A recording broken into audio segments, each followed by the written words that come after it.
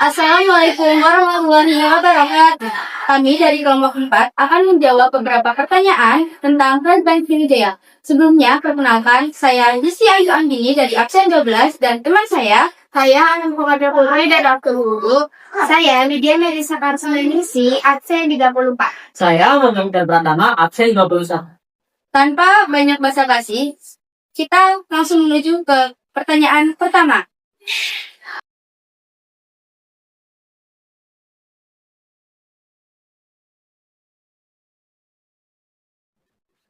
Pertanyaan ke-1. Bagaimana sistem pemerintahan Kerajaan Sriwijaya?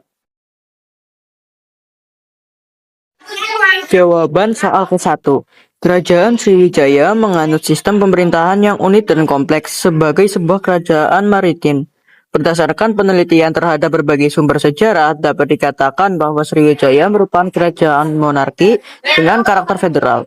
Artinya, meskipun dipimpin oleh Maharaja sebagai pemimpin tertinggi, kerajaan ini memberikan otonomi tertentu kepada daerah-daerah taklukannya.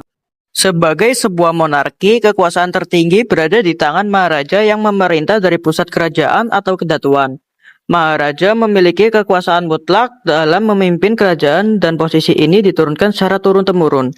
Dalam menjalankan pemerintahannya, Maharaja dibantu oleh struktur birokrasi yang cukup rumit, termasuk putra mahkota atau Yuvaraja, para menteri, panglima perang, dan berbagai pejabat kerajaan lainnya. Namun yang menarik, sistem pemerintahan Sriwijaya juga menunjukkan karakter federal melalui konsep mandala.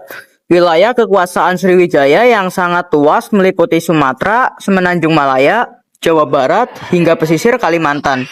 Dikelola melalui sistem semi-otonomi. Daerah-daerah taklukan seperti Tulang Bawang, Jambi, dan daerah lainnya dipimpin oleh penguasa lokal atau datu yang memiliki kewenangan mengurus pemerintahan sehari-hari di wilayahnya masing-masing. Para datu ini wajib menyatakan kesetiaan kepada Maharaja, membayar upeti secara rutin, serta mendukung Sriwijaya dalam hal militer ketika diperlukan. Sistem ini mirip dengan konsep otonomi daerah di masa modern, di mana pemerintah daerah memiliki kewenangan tertentu tetapi tetap berada di bawah pemerintahan pusat. Bukti adanya sistem pemerintahan seperti ini dapat dilihat dari prasasti Telaga Batu yang berisi sumpah setia para pejabat dan penguasa daerah terhadap Maharaja Sriwijaya. Prasasti ini menunjukkan betapa pentingnya menjaga loyalitas dari berbagai daerah bawahan dalam menjaga kesatuan kerajaan. Dengan demikian, sistem pemerintahan Sriwijaya dapat digambarkan sebagai perpaduan antara sistem monarki yang sentralistik di pusat pemerintahan dengan sistem federal yang memberikan otonomi terbatas kepada daerah-daerah taklukannya. Sistem inilah yang memungkinkan Sriwijaya mampu mempertahankan hegemoni selama berabad-abad sebagai kerajaan maritim terbesar di Nusantara. Jelaskan peran penting Kerajaan Sriwijaya dan penemuan prasasti kuno dalam menetapkan bahasa Melayu sebagai bahasa pergaulan atau lingua franca di Nusantara. Jawaban, Kerajaan Sriwijaya memainkan peran fundamental dalam menetapkan bahasa Melayu kuno sebagai lingua franca pertama di Nusantara. Bukti historis ini tercatat dalam prasasti-prasasti abad ke-7 Masehi seperti Kedukan Bukit, Talang Tuwo, dan Kota Kapur.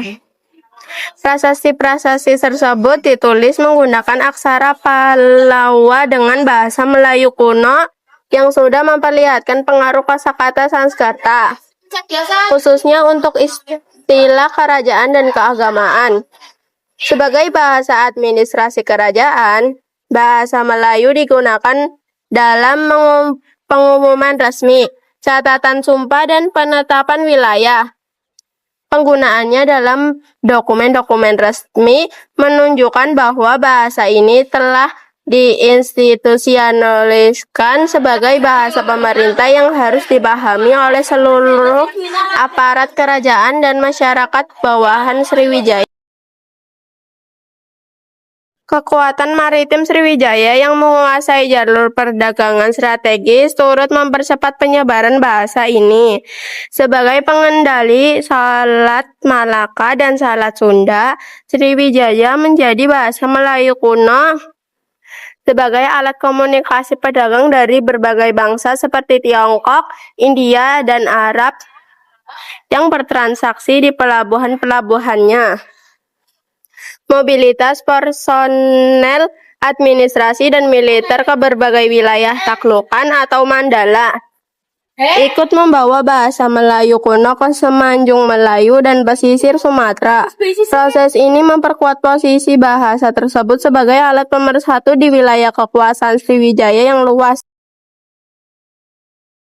Faktor sosiokultural turut mendorong penyebaran bahasa ini sebagai pusat studi budaya yang penting. Sriwijaya menggunakan bahasa Melayu kuno dalam komunikasi sehari-hari di lingkungan pendidikan keagamaan meskipun bahasa Sanskerta tetap digunakan untuk kitab suci. Prestise Sriwijaya sebagai kerajaan besar turut mengangkat martabat bahasa Melayu kuno. Kombinasi antara penggunaan resmi dalam administrasi, perdagangan, dan pendidikan inilah yang meletakkan fondasi kokoh bagi perkembangan bahasa Melayu menjadi bahasa Indonesia modern. Warisan linguistik ini menjadi bukti kejayaan Sriwijaya dalam membangun peradaban Nusantara. Faktor-faktor apa saja yang mendorong perkembangan kerajaan Sriwijaya menjadi kemaharajaan bahari terbesar di Asia Tenggara? Kerajaan Sriwijaya berkembang menjadi kerajaan maritim terbesar di Asia Tenggara berkat posisi geografisnya yang strategis di Palembang, Sumatera Selatan. Lokasi ini berada di jalur perdagangan internasional antara India dan Tiongkok, tepatnya di Selat Malaka dan Selat Sunda yang menjadi jalur pelayaran tersibuk pada masa itu.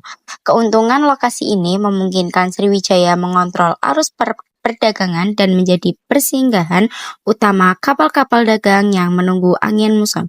Dukungan armada laut yang kuat menjadi faktor penting lainnya. Sriwijaya memiliki kapal-kapal perang besar yang tidak hanya digunakan untuk perlindungan wilayah, tetapi juga untuk monopoli jalur perdagangan dan memungut pajak dari kapal asing. Kekuatan militer ini memungkinkan perluasan wilayah kekuasaan hingga semenanjung Melayu, Thailand Selatan, Kalimantan Barat, dan Jawa Barat, menjadikan Sriwijaya sebagai kekuatan politik yang disegani.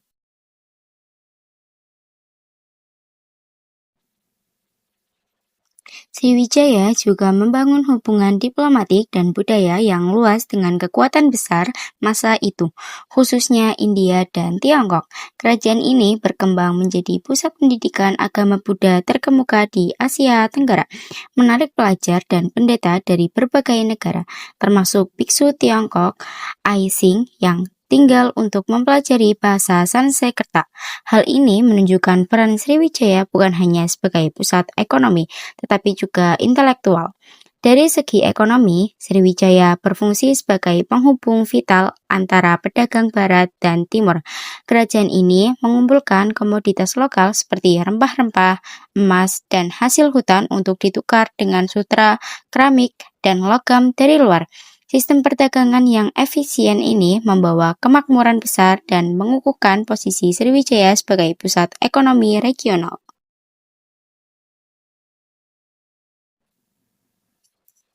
Pemerintahan yang teratur di bawah pimpinan Dapunta Hyang sebagai penguasa tertinggi turut mendukung stabilitas kerajaan. Raja berperan sebagai pengatur perdagangan, pelindungan agama, dan pemersatu rakyat, menciptakan sistem pemerintahan yang efektif dalam mengelola wilayah maritim yang luas. Meskipun akhirnya mengalami kemunduran akibat serangan kerajaan Kola pada abad ke-11, warisan Sriwijaya membuktikan kemampuan bangsa Indonesia dalam mengelola perdagangan internasional, menjalin hubungan diplomatik, dan membangun pusat peradaban yang berpengaruh. Kerajaan Sriwijaya selama berabad-abad menunjukkan keberhasilan dalam menjaga keseimbangan antara kekuatan militer, ekonomi, dan diplomasi.